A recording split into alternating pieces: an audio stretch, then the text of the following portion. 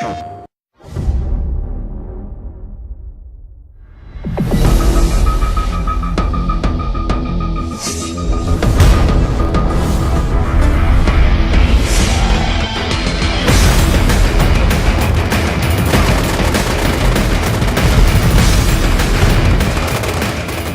soon as I first started the project, and they were running 256 players on a console, I said, okay, this is it. That's just something that nobody else is going to be doing. I don't think they'll be doing for quite some time. And it really is on the sheer level of being able to pull that off on a rendering level, on a gameplay level. It's not just on the networking level. People have traditionally gone like 16, 32, 64. Past that, I mean, it's no man's land, and we're doing it at 30 frames. You know, that's pretty huge. One of the critical things was that we actually optimized enough so that by the time you hit 256 people all starting to converge in and fight, that your frame rate stays up above 30 and then you have a nice smooth experience.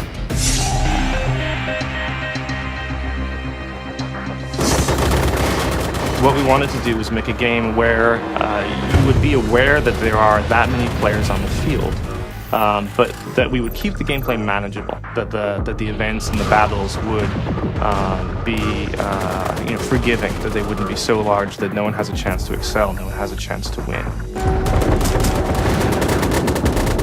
It's involved a lot of new learning experiences for us. We can't look out at other games and say, well, what did they do? We've had to set up a lot of our own practices for setting up levels and features and things like that. A lot of the things that we look to kind of in the conventions of a first-person shooter are still there and are still applicable to MAG.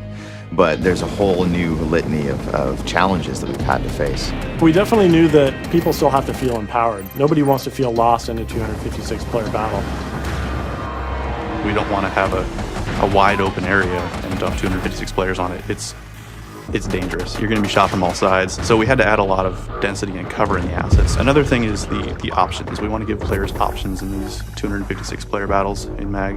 So we have to build all of those into the map to support just kind of the variety of players. So we want to be flexible, setting up areas that new players, it's easy for them to drop in, very accessible, versus more skilled players, let them sneak around. You're looking at crowd behaviors rather than individual behaviors. But at the same time, we wanted to make sure that we are thinking about every individual set of boots on the ground so that you as an individual can have a big influence on the battle.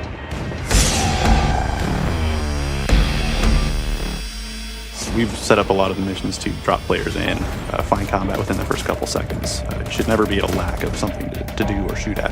What aren't you going to see in the game is the question. Big old mortar strikes, grenades going off, flashbangs, airstrikes, you name it, it's probably in there. In other first-person shooters, you might see big events like helicopters going down or explosions or buildings on fire. Those things are all scripted. They're happening outside the gameplay space. In MAG, it's the first-person shooter where all of those things are happening around you as an effective gameplay. When you jump in there and you start to see, that the helicopters coming in and the C-130s dropping just loads of people parachuting in, and there's mortars firing, and you can see all the way across the battlefield. It's really a scale that's difficult to kind of paint the picture for people until they get in and play, but it's something that you're amazed to see.